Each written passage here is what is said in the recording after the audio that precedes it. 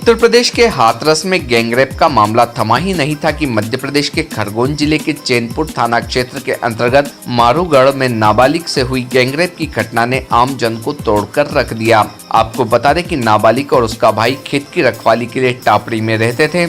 इस दौरान रात के अंधेरे में 3 अज्ञात बदमाशों ने किशोरी के भाई पर लठ व डंडे से वार कर दिया और नाबालिग को खेत में ले जाकर गैंगरेप की घटना को अंजाम दिया और फरार हो गए, जिसके विरोध में महेश्वर क्षेत्र की बजरंग सेना जिला कलेक्टर कार्यालय पहुंची और आरोपियों को जल्द पकड़कर दंडात्मक कार्रवाई की बात कही। मीडिया से रूबरू हुए बजरंग सेना के पदाधिकारियों ने बताया कि दोषियों को पकड़कर फांसी की सजा दी जाए, जिससे इस तरह की हैवानियत की घटना की पुनरावृत्ति न की जा सके। भारतीय न्यूज के लिए खरगोन से रजाक खान की रिपोर्ट। थाना झिरनिया एक 16 साल की बच्ची नाबालिग बच्ची के साथ गैंगरेप हुआ है, तो बजरंग सेना एसपी ऑफिस इसलिए आई है कि एसपी साहब को ज्ञापन दिया जाए और आरोपियों के खिलाफ जल्द से जल्द कड़ी कार्रवाई की जाए। ये कल रात में घटनाक्रम हुआ था, जिसमें जो हमारी पीड़िता है उसने हमें ये बताया कि वो और उसका भाई जो टापरी पे रहते हैं, मेहनत मजदूरी करते हैं, वहाँ पे रात में करीब 3 लोग आए। उन्होंने उसके भाई को डंडे से मारा, जिससे उसका भाई वहाँ मौके से मदद लेने के लिए निकल गया और तब तक वो तीनों लड़के इसको लड़की पीड़िता को लेकर खेत में गए, वहाँ उसके साथ दुष्कर्म किया और उसके बाद उसको मेन रोड पे छोड़ के भाग गए, जहाँ पे गांव के अन्य लोग वहाँ पहुँचे और उसको लड़की को वापस लेके आए।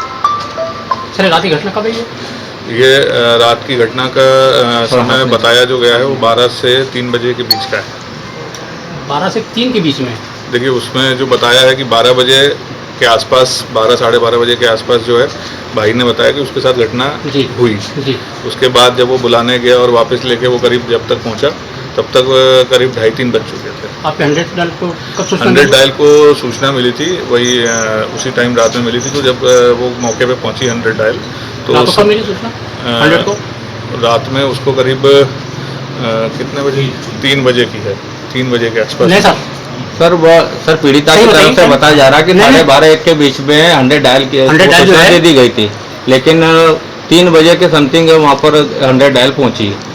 अगर ये वाली बात है तो मैं इसको वेरीफाई कर दूंगा। दिलीप है जो खेत का मालिक है, हाँ। उसने जो पहली बार फोन किया था, हाँ। उसने करीब 12:30 बजे करीब फोन किया, 12:35-40 को। नहीं, अगर ऐसी बात है, देखिए मैंने तो अभी वो 100 डायल वाले को खुद यहाँ बुला के उससे पूछा है। तो 100 में सर कौन कौन थे? 100 डायल में हमारा एक पुलिस वाला था और उसका ड्राइवर था। 2 लोग थे। हाँ, तो ड्राइवर तो प्राइवेट आदमी है, हाँ। तो उससे भी मैंने पूछा था, हाँ। तो उसने भी यही बताया है और वो मौके पे भी गए थे, ये दोनों लोग ही थे, हाँ।